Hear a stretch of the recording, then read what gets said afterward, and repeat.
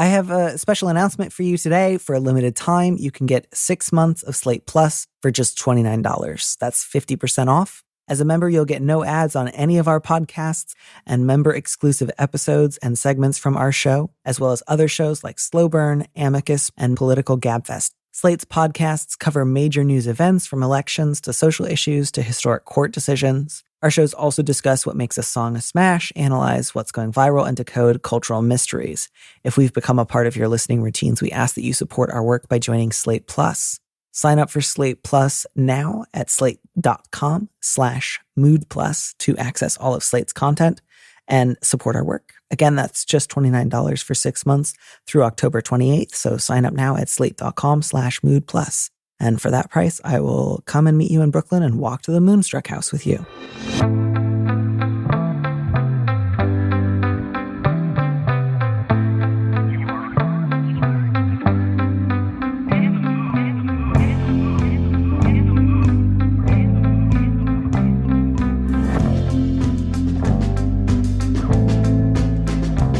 Hello and welcome back. I am your host, Daniel M. Lavery. I should mention the name of the show. Welcome back to Big Mood, Little Mood. That's the thing that I'm welcoming you back to. And with me in the studio this week is Margo Donohue, the co-host, co-creator, editor, and producer of several podcasts, including Book versus Movie, Dorking Out, and What a Creep. She recently published her first book called Filmed in Brooklyn, which is the result of over 2 years of writing, research, and photographing over 250 films that take place and or are shot in Brooklyn. Margo, welcome to the show. Thank you so much for having me. I am so excited for you to be here. I'm so excited to talk about movies. I just want you to know that I live 3 blocks away from the bakery that they use for the Camerari Bakery in Moonstruck, and that's very important to me. Oh my goodness. My friend Nixon shot the photo in my book of that place. So No kidding. I know it very well. Yes. Oh, that's very exciting. Okay, we're going to get to that later. I was also very excited. The other day I had a friend who said, hey, are there any bakeries in your neighborhood that sell cannoli? Because I'm going to be out there later. And it was fully like the Gavin episode of 30 Rock, where I was just like pulling out all my fingers and being like, this intersection, that intersection. Also, don't overthink it. I love it. Yeah. So Italian desserts are something that I think about a lot. But before we can get to that, we should help some lost souls work through their trials and tribulations so that we can earn peace and reflection. That sounds about right. Does that sound good to you? Sounds great. Let's do it. Beautiful. Okay, so as you and I have already discussed, our first question is long, lot of backstory, little complicated. So I'm going to go ahead and read it, and I will do my best to sort of shepherd us through it so that we have a clear sense of what's going on by the time we reach the end. The subject is lost for words. My younger sister broke up with her high school boyfriend about 3 years ago. It was a very turbulent relationship with enough manipulation to last a lifetime. My sister and I were close at the time, and she often came to me for advice.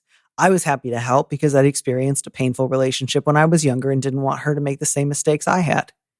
When they finally broke up in 2019, they stayed in daily contact as friends, although I thought they should stop talking so they could both move on. My sister kept asking my advice whenever her ex posted photos of himself with other girls online. I tried to tell her that she'd have to learn to be okay with it if she wanted to be friends, but she'd fight with him over text, demand that he show her some respect and not post the photos where she could see them. After numerous fights, she came to me crying that he had blocked her. I didn't know what to say. I'd already advised her numerous times. Last year, my sister's ex decided to unblock her and they continued to talk. It wasn't long until the cycle started all over again. They got into another fight. My sister made some very insensitive comments and he rightly decided to block her, but it didn't end there. Recently, my sister discovered that he no longer had her phone number blocked and in the spur of the moment texted him, "Fuck you." He told her that he was in a committed relationship and had no interest in talking to her anymore. She continued to argue with him, saying things like, "You said you would take a bullet for me 3 years ago. Did that mean nothing to you?" And "How could you just go out and get another girlfriend when you told me you weren't interested in dating?"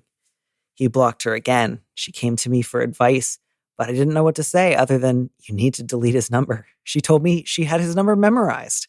She then got upset and berated me with insults when she noticed I didn't agree with her position. The relationship ended 3 years ago, but I'm still getting weekly calls from my sister crying for advice. At this point, I don't know what to say. Her attachment to him doesn't make sense to me, and if anything, it's starting to sound like harassment. It's also affecting our relationship. I don't feel like she respects my time, effort, or feelings. I've tried to pull away from her for my own peace of mind, but she has started to call me asking why we are no longer close like we once were. I don't know what to do. I just want my sister back.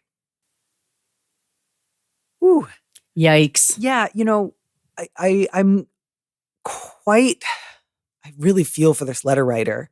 I wonder, when the letter writer says towards the end, this sounds like harassment to me, that felt like, yeah, I think we're in that territory. Did this strike you as like the most important thing here is the sister in question seems like she might have some mental illness that she's not aware of?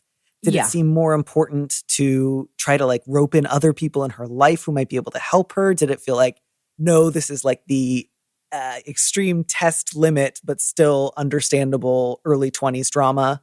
Where do you feel on this one? I mean, it feels very 20s to me, and I'm beyond my 20s now. And so a lot of this feels familiar. I mean, not to this level. She is stalking this guy. I mean, there is a problem here. I mean, this is not okay. He told her no. If the roles were reversed, she would call the cops and we would all be like, yeah, you need to do that. There's a problem. And I think he does need to rope some other people into it. It's very hard to, figure out boundaries. And romantic relationships are challenging, especially when they start to change to friendships. And when you're friends with somebody and the romance is decided to be over, they're allowed to go on and see other people. It's the risk you take when you go into romance. You might get hurt.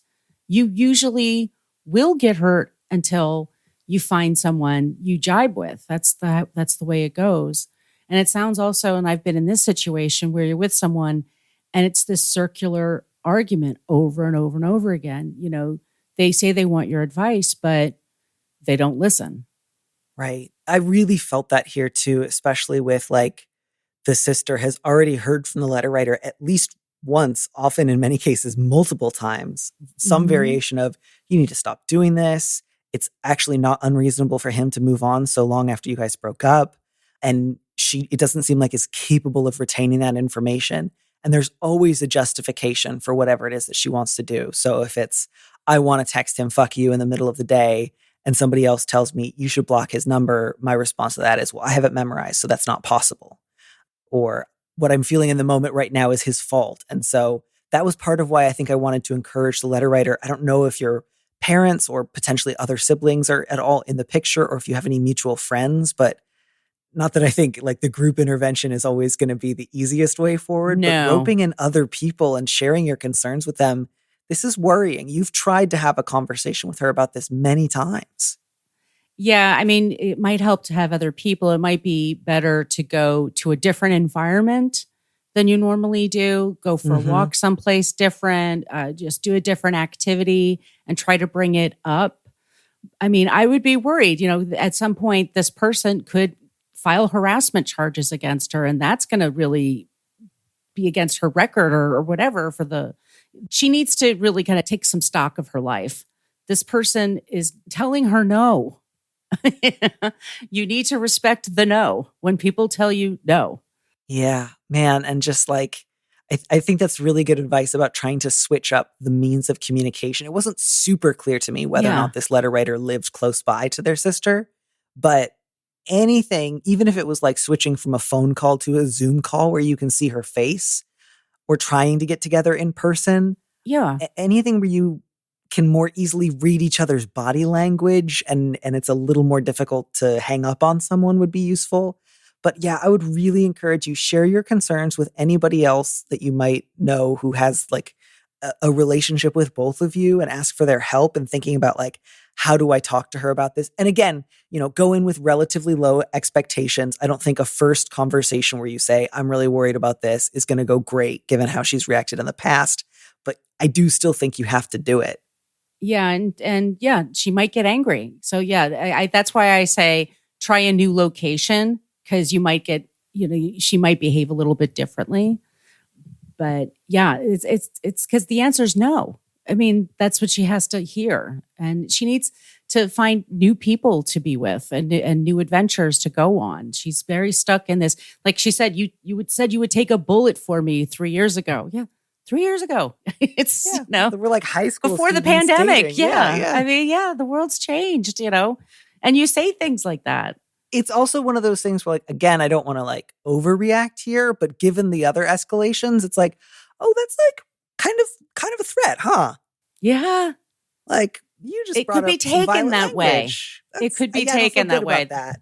Yeah. And that's just not good for her. Like, it doesn't sound like your sister is doing well. Like, I think this is damage. Like, obviously my first goal is finding a way to make sure she stops contacting her ex. But like, I also want her to be better, like to not be weeping every week and calling you all the time and so distressed. So it's hard enough when you want to say to someone, you need to stop doing something that you've been doing wrong.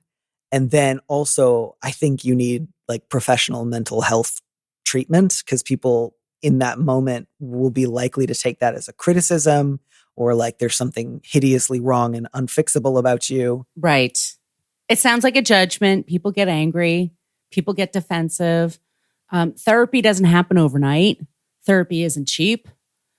You don't jibe sometimes with the first time you meet with a therapist. Sometimes it takes a little while. I mean, all these things. And it's family.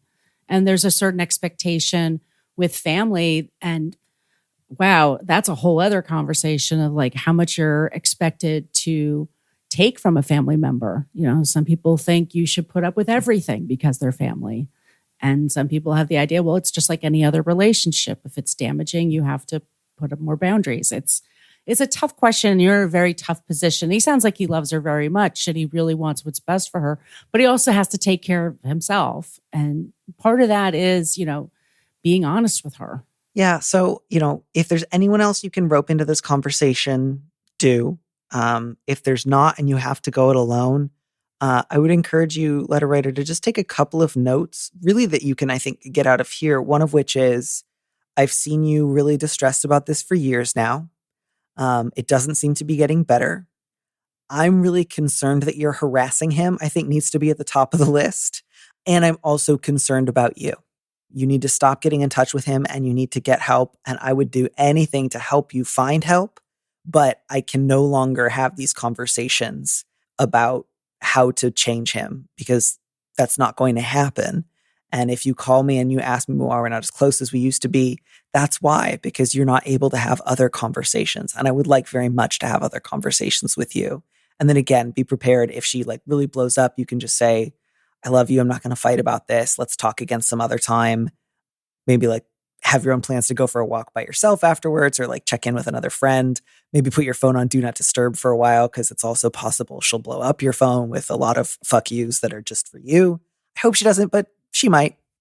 Yeah, I understand that could happen. Yeah. And then, man, if that doesn't go well, I would really encourage you to maybe seek out a therapist of your own, a support group of your own, and just really hold that line of, if you want to get help, and be specific about like, I think the help you need is like mental health professionals who will help you not harass your ex. Like, not just general, go see a therapist, say whatever you want, but specifically, you need help in not harassing your ex-boyfriend, because that's the behavior that needs to change immediately. And if she's willing to pursue that, you can talk. And if not, I think for a while at least, you need to gently answer those phone calls with, I love you. I cannot have this conversation with you again. Call me when you're ready to talk about something else. She's stuck. Yeah. She's stuck in her thinking. That's the problem. The boyfriend messed up her plans in her head of what was supposed to happen, right? He broke up with her. That wasn't supposed to happen. Well, she broke up with him. Or actually. She broke up with him, but they broke up. And then like they were supposed to be friends, but he was never supposed to have other girlfriends. Or if he did, he wasn't supposed to be rude and post pictures online, which is an absurd ask. Or even have ask. Friends who are women. Right. That's an absurd ask. He's going to live his life. So she needs to understand that that's not, it's not reasonable, Yeah. And she's got to be, she's stopping herself from happiness. Yeah. That's the big thing. It's hard because it's like this could fall under a lot of different umbrellas of like potentially diagnosable experiences, potentially just like really shitty behavior and a refusal to grow up. I don't want to make any claims here of like, oh, this is definitely something that needs to get diagnosed, or no mental health issues here at all, just a jerk on the field. But it is difficult to try to like navigate your way through how much of this is potential mental illness, how much of this isn't, to what extent are you capable of hearing reality right now, and what do I do if you don't agree with my assessment? And I think that's, again, the toughest thing here is like letter writer. I think the odds that she's going to receive this conversation and immediately say, wow, you're right, I've really crossed lines that I didn't think I would. I'm going to like find a therapist tomorrow. That's pretty low. Be great if that was a reaction, but my guess is it's going to take more time than that. And it is harder to have a conversation that you think is likely to go badly with someone you care about. But things aren't going well now. You're not really able to have conversations now. So at least on that end, you don't have a lot to lose. It can only go up from there. Well, yeah, I mean, at least on your end, like it's potential that she could spiral further or lash out more. But at least on your end, you would know you were no longer picking up the phone and saying like, oh, you're at least picking up the phone and being clear. And you can be clear and loving at the same time. But yeah, really hammer home, this needs to stop. The reason that we're not as close is because this is the only conversation you are willing to have with me. You know, it makes me sad to see you in so much pain. And it also makes me worried to see you lashing out at this guy in ways that are like really inappropriate and unsafe. Mm-hmm. And good luck. Definitely, I would love to hear back from you if you get the chance, letter writer. I hope you're getting good support from other people in your life. I'm really sorry. It's really hard watching somebody you care about just spiral. And this is really, really unhealthy, inappropriate, not okay, not good. And I'm really, really sorry.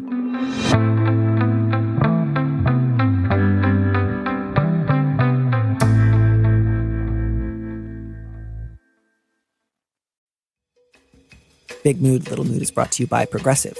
What's one thing you'd purchase with a little extra savings? A weighted blanket? A smart speaker? That new self-care trend you keep hearing about? Well, Progressive wants to make sure that you're getting what you want by helping you save money on car insurance. Drivers who save by switching to Progressive save over $700 on average, and customers can qualify for an average of 6 discounts when they sign up. Discounts like having multiple vehicles on your policy.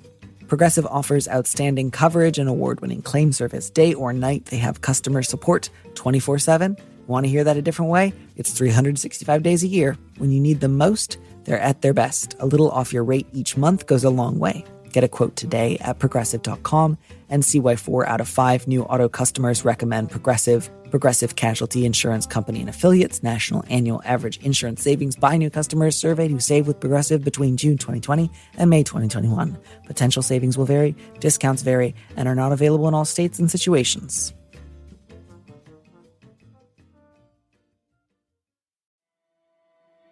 Now a word from our sponsor, BetterHelp. It can be tough to train your brain to stay in problem-solving mode when faced with a challenge in life. But when you learn how to find your own solutions, there's often no better feeling. A therapist can help you become a better problem solver, making it easier to accomplish your goals, no matter how big or how small. Sure, I used to have problems. I had 2 little switches at the end of my living room, and one of them dispensed electrical zaps and the other one dispensed cheese. But the thing was, it wasn't consistent. Sometimes they both dispensed cheese. Sometimes they both dispensed zaps. Sometimes the zap dispensing switch switched from one side of the room to the other. So I had a lot of trouble establishing a pattern, and that was a real problem for me. If you're thinking of giving therapy a try, BetterHelp is a great option. It's convenient, accessible, affordable, and entirely online. Get matched with a therapist after filling out a brief survey and switch therapists at any time. Visit betterhelp.com/bigmood today to get 10% off your first month. That's betterhelp.com/bigmood.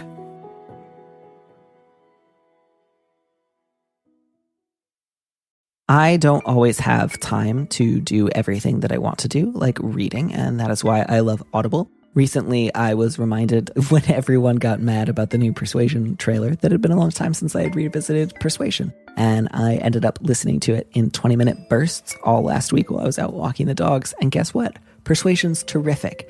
And I enjoyed hearing it just as much as I enjoyed reading it the first time.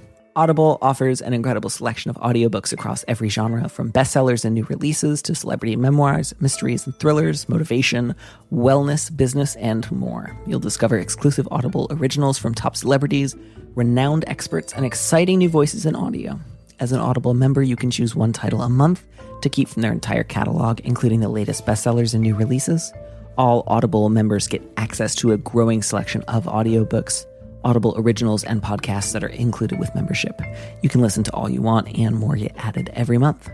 Let Audible help you discover new ways to laugh, be inspired, or be entertained. New members can try it free for 30 days. Visit audible.com/bigmood or text bigmood to 500-500. That's audible.com/bigmood or text bigmood to 500-500 to try Audible free for 30 days. audible.com/bigmood.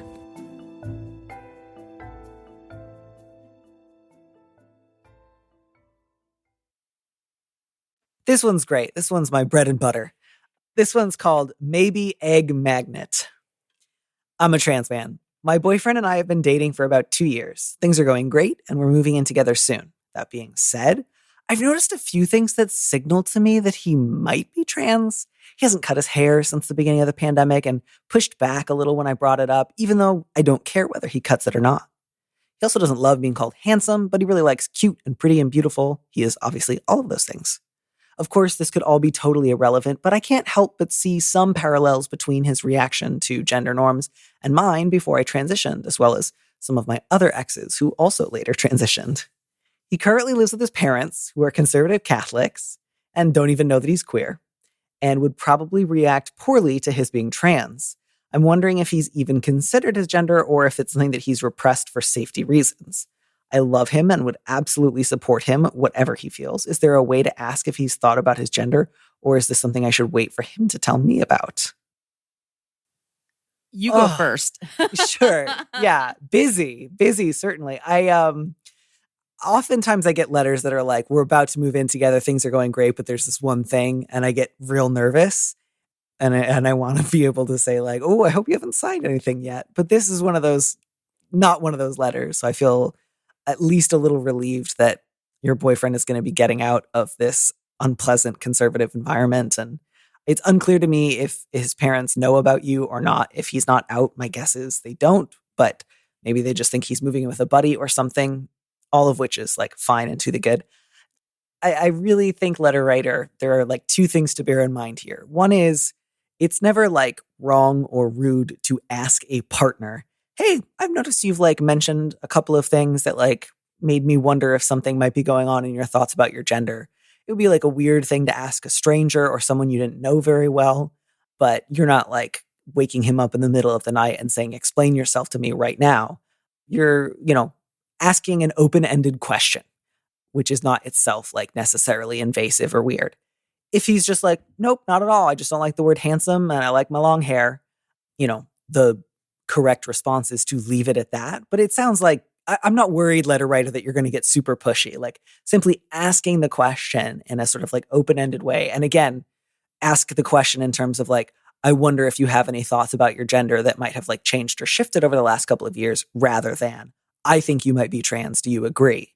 That's the way to approach it. But then there's also, I think, this sort of hope, especially like when one's own transition is more in the rearview mirror of like, if I can anticipate familiar signs in other people and tell them what I think it is, then like I can use my experience and my hindsight to like save someone else years of being closeted or years of like moving in the wrong direction. And there can be a fantasy of just like management and control in that, which is just like, your experience will be just like mine. If you felt thus in such a way about this gender norm and I felt that way about it, then we are just like the same, but twinned through a mirror.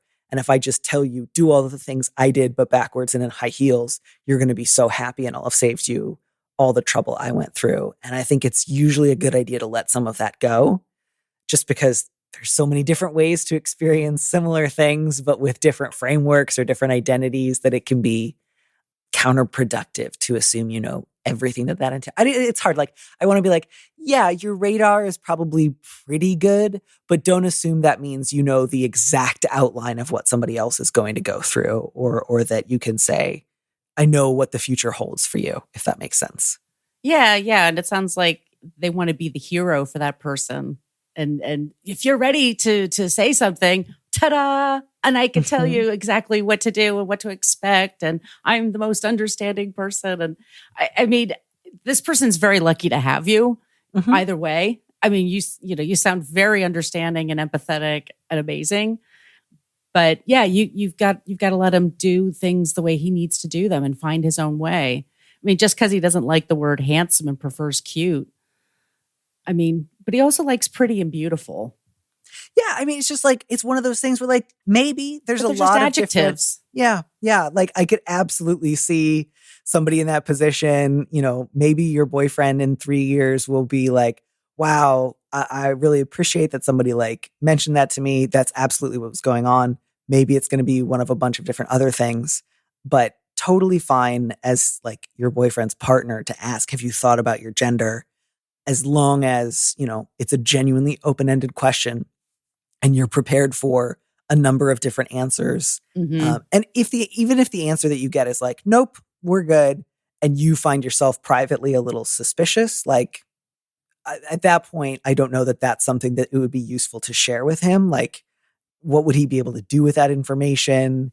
How welcome would that be? I just don't know. Like, yeah. So like, again, just like, I get that sense of, oh, I have a bunch of exes who are kind of similar, but it's a little bit like rolling dice. And I don't know a lot about dice, but my understanding is like every time you roll the dice, it doesn't matter what dice you rolled before. Like each new probability is stands on its own.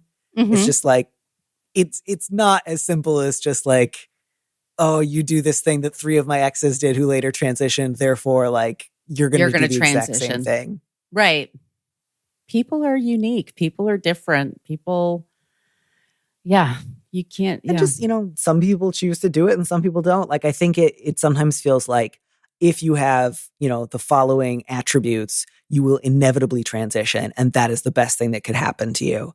And if you only have 3 out of 5, you fail to meet the criteria and then you're just a totally different kind of person. And I think that there's more of a sort of like nebulous middle where some people might share certain traits and one person might decide to transition with those and another person might not. And that's just partly because some people choose not to transition, and you might reflect privately that you think it would be better for them if they did, but really the choice has to be theirs. Right. So it's not just like, oh, I've solved the riddle of you. Here are your 3 golden clues. You can redeem these tokens at the nearest transition booth. I also think you gain your dignity by finding things on your own. Yeah. And that's part of the journey too. And that he needs to kind of go on his own journey at his own pace. And I think leaving a conservative home is a big step for him. Yeah. Well, and sometimes too, especially if you live in a conservative household, like some people might think, I have a really clear idea of the life I envision for myself outside of this environment. And once I get out of here, it's just a matter of execution. And other people might genuinely feel like I didn't even know all of the things that I wanted until I got out from under it because I wouldn't even allow myself to imagine some things. Right. I felt the same way. Like I grew up in a conservative environment. It wasn't until I moved to New York. I really didn't know what to expect, just being an adult on my own. I was just so raised to just be, be dutiful and, and it's like, I didn't know like, oh, you don't have to get married and have kids and do all those things. You could just do your own thing. I didn't know. Yeah. So I think, not to ask something like, hey, do you want to transition? But your conservative parents have made you feel like you have to repress for your own safety. Cause that's like, it's kind of a leading question. But if you ask the sort of general question, do you ever have thoughts about your gender? And you get a sort of like meandering answer, you can say something like, yeah, does it feel like living around your parents has affected the way that you think about it? Do you think that that might change at all in the future once you're not living with them? That's again, like totally reasonable, appropriate, kind, non-intrusive question to ask. And, your boyfriend might have a lot of thoughts on the subject, might be sort of like, oh, I haven't thought about it that much, but like, we'll see. But yeah, you sound supportive. You sound open-minded. I'm not worried, letter writer, that you're going to like sit your boyfriend down and say like, I have chosen a new name for you and here is your path. So, best of luck and, good luck whisking him away from his parents and being like, surprise, I'm a fella.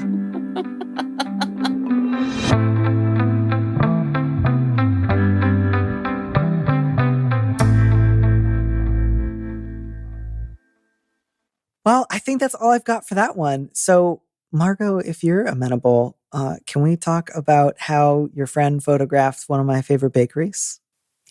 He just was walking by there one day. He knew that I was taking pictures of different locations of Brooklyn, and he just like texted me out of nowhere and said, "Did you know this was in where is it? It's in It's like right on the line between Carroll Gardens and Cobble Hill. exactly." And he just grabbed it on his phone and sent it to me. But I've been taking pictures for over 2 years. You know, the Moonstruck House and the Coney Island where the Warriors fought, and all those different locations around Brooklyn. And now that I have my book about it, and it's just been thank so you for exciting. leading us to the book, because I actually realized I should probably ask you to first tell us a little bit about like how this project came to be before I just like insert my thing into it. Well, I've been working on pop culture podcasts for a few years, and I pitched this publisher to I wanted to write a book about my neighborhood, Park Slope, Brooklyn. And they came back to me and said, we've actually been doing a bunch of books about movie locations in different cities and regions. And they said, would you be interested in writing about film in Brooklyn? I'm like, yeah. And I signed just before COVID hit. So I was, everyone was stuck home for a long time. And at first I envisioned it just writing about a few different movies and locations, but I just kept watching more and more movies, and I just couldn't seem to stop. And then on the weekends I would go out and just search for different locations. And so it turned out to be a little over 250 locations. Oh, wow. Who knew there'd be so many? And then it just sort of came to be. And as my publicist said, it's rather exhaustive. I said, yeah, I hope that's a compliment.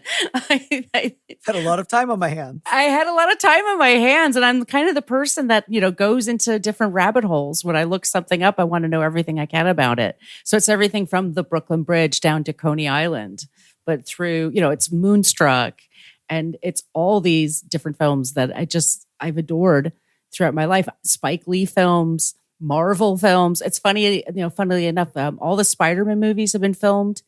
I say Spider-Man, by the way. I know it's Spider-Man. But all that they're all filmed in Brooklyn, but not Captain America, who's a kid from Brooklyn. Really? Yeah. Funnily enough. I was wondering too, like, is most of the book like focusing on like the early Vitagraph studio days? Yes, you know about Vitagraph. I like old movies a lot. Me too. That's from Midwood. Yeah, it started in Midwood. And in 1897, that's the first movie studio in America, or one of the first movie studios. And then they were bought out in the mid-20s, and then it goes right up to today. Yeah, I was curious then, was there kind of like a dead zone during like the 30s and 40s when everybody was decamping for, earlier than that, when everyone was decamping for the West Coast? Or was it like filming kept continuing in Brooklyn the whole time? There's been filming the whole time. I think it became more of a TV film studio out there. The Cosby Show was actually filmed out in that studio for a while. And then it became a Jewish girls' school, which is ironic because the people that made that film studio were anti-Semitic. But anyway, there's always been filming going on. There just wasn't a big film studio anymore. But I mean, there's a location in Greenpoint where a lot of movies are made. But like Prospect Park has always been very popular.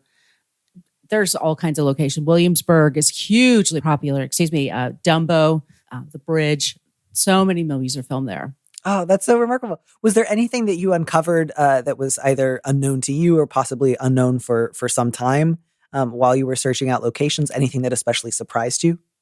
There's a movie that I found that I super love, and it's called The Hot Rock, and it stars Robert Redford. It's the early 70s, and it's about a jewel heist, and the jewel is in Brooklyn Museum, and it's before the Brooklyn Museum had the stairs that are in front of it. Have you been to the museum? They have all those steps in front of it.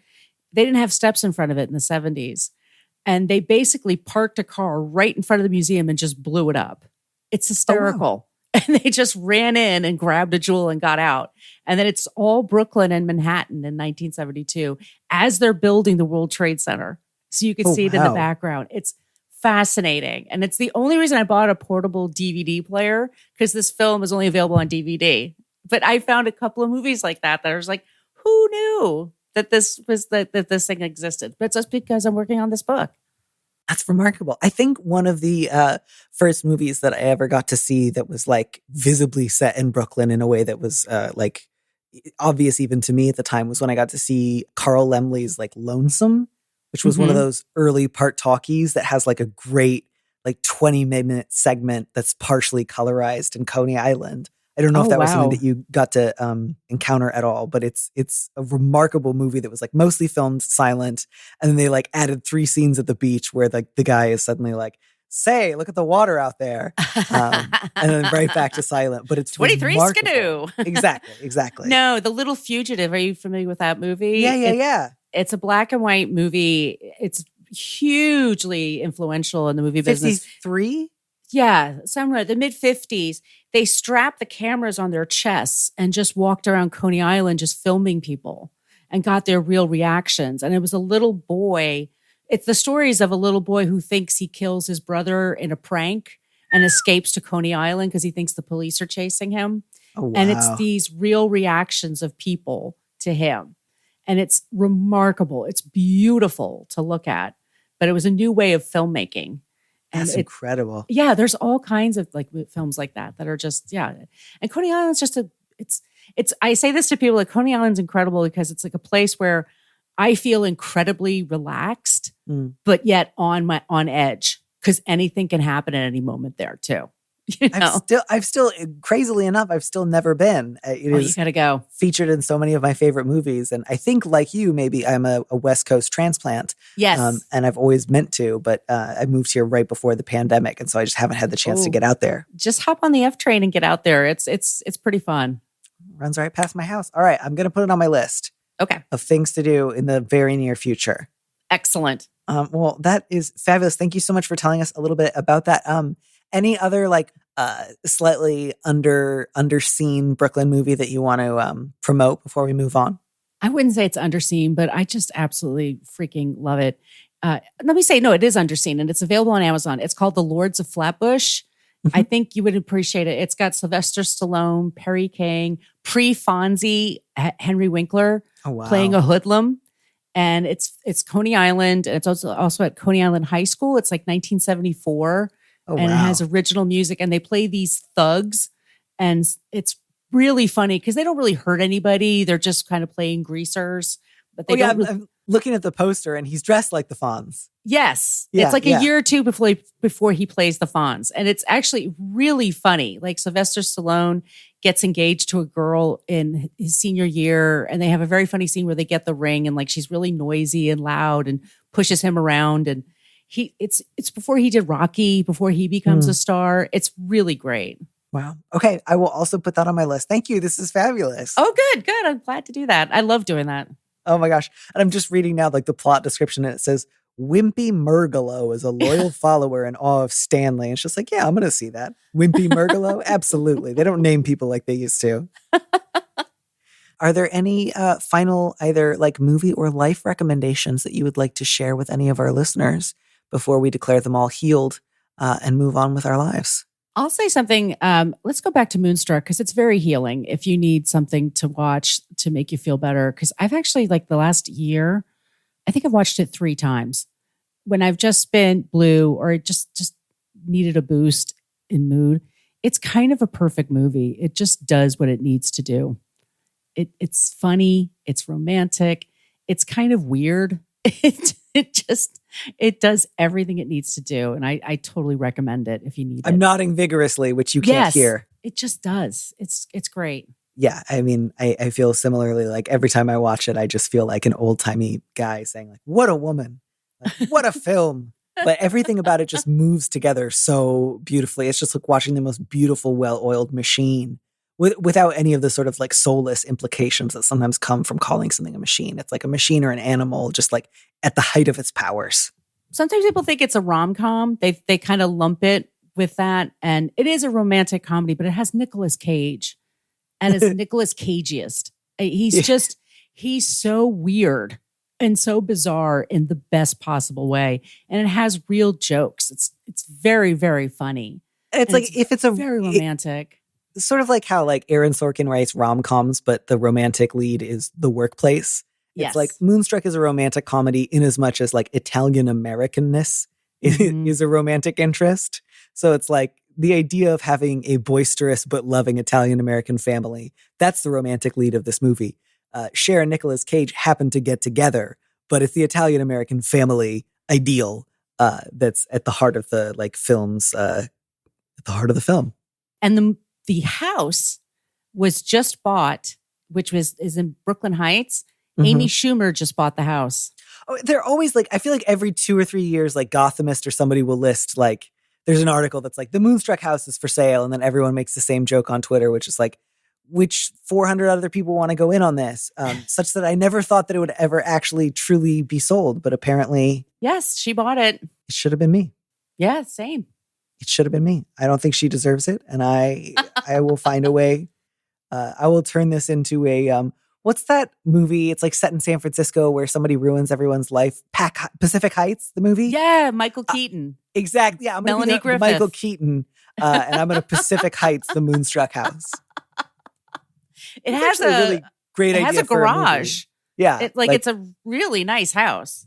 It's a really nice house. And, it's like a fun, goofy movie. I think I think Pacific Heights is due for a re-release set in the real life Moonstruck house. My friend Sonia and I on Dorking Out, we dork out about movies. We covered Pacific Heights recently, like I'd say like 6 months ago. How does it hold up? It's ridiculous, but it's great. And especially if you know San Francisco, if you know Pacific Heights, it's really fun. Yeah. But I think whenever you get to a description of a movie and someone's like, oh, if you like this neighborhood of this city, you're going to love it. It's like, all right, well, that's not like, wow, the script will blow you away. Or like the acting's incredible. It's always I am such a sucker for Michael Keaton, though. He can pretty much do anything and I'll watch it. Same, although I don't often walk out of movies. I think the last time I did it was 3 Billboards. But before that. Oh, wasn't that terrible? Oh, I hated it so much. Before that, it was The Birdman. And after 45 minutes of that goddamn drum, I was just like, you know what? Even for Michael Keaton, I don't think I can do this. But I think in my book, I didn't walk out because I was in my apartment. But I think Baby Mama. And I only had like 20 minutes left. And I couldn't do it. Oh, that didn't even have enough to be a trailer. No, I don't know how it ends and I don't care. I was so angry at it after a while. It has so many great people in it. I think it's so tempting. There are some people who I think often hear, I'd watch a movie of just the two of you hanging out. Yeah. And that's like the kiss of death because it is the kiss of death. Every 1 times out of 100 that actually works and you get like a great hangout movie. But so much more of the time, it just feels like you two seem to be having fun. But there's not a movie here. No, like the thing with Moonstruck is it's very well written and it's well directed. It's well acted. Like it's paced a certain way. They're not just hanging out. I don't want a hangout movie. I mean, well, and actually now I was thinking because John Schlesinger, I think, is the director for Pacific Heights. And I think Midnight Cowboy is a great hangout movie. That's mostly a movie about hanging out with your friend until he dies on a bus. Spoilers for Midnight Cowboy. I rewatched it a couple years ago and I was surprised by how much, I mean, not surprised, like it's a sprawling movie from 1969. Of course it's going to be mostly hanging out, but it's really just hanging out. Like it's just the most like picaresque nothing of a movie, but it's done exquisitely.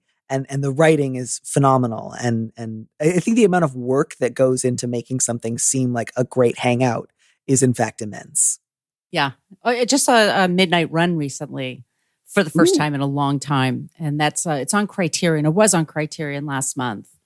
And that house is actually in Brooklyn Heights as well. It's Charles Grodin and Robert De Niro. We're truly living in a Charles Grodin renaissance. He was the best. He was so, and Dave, he's like my favorite in Dave. He's like, he's great. He's so great. He's like one of my favorite actors. He's fantastic. He's even like not bad in Heaven Can Wait, which is. I haven't seen Heaven Can Wait in a while, but that's a great one too. I mean, early 80s was like, I guess this was late 70s, but like late 70s, early 80s. Like, I feel like with Heaven Can Wait and like Peggy Sue Got Married, like the fantasy comedy genre really got like a great spin around the block in that like 6-year period. Yeah, they don't really do those anymore. I would really like to see that. No, I can't. I mean, I guess Stardust was the last fantasy comedy I can think of off the top of my head, but that was really mostly a romantic movie. And again, that had the sort of like imprimatur of Neil Gaiman behind it. So there was like already like a name factor. But yeah, no, that classic kind of fantasy comedy that I so associate with the beginning of that decade. I can't really think of many modern examples, although I would welcome anybody's. This is awful. You know who's like trying to do it the most is Ricky Gervais. He does fantasy comedy, but I hate it and it's awful. I used to love him. I used to really enjoy his comedy, but he's downgraded for me. Let it be a reminder to us all that nobody stays on top the whole time, and to continue to hold ourselves to the highest possible standards, lest we fall down that path. Indeed. Yeah. Indeed. So everyone go forth not to get high on your own supply, and let's live the rest of the day in soul searching and paranoia. Margo, thank you so much for taking the time to answer some of these questions with us. I hope you have a fabulous rest of the day. You don't have to do any soul searching. You're doing great. Thank you so much. I had such a great time talking to you.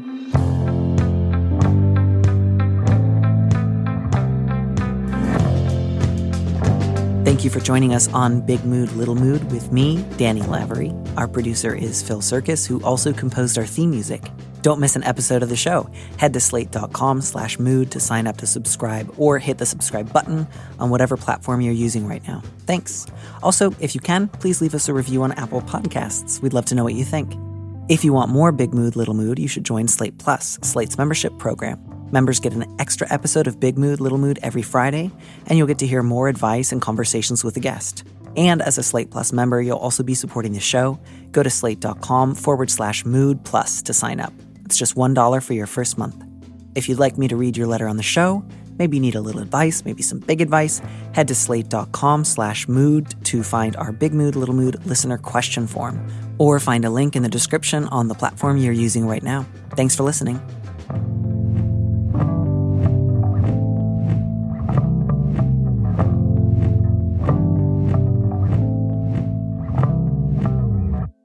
And here's a preview of our Slate Plus episode coming this Friday. Anything you can do to diffuse defensiveness is useful, but that doesn't mean you have to pretend that you feel great about everything. And this is really hard because, like, on the one hand, I think we all want to feel like we have room in our lives for other people to change.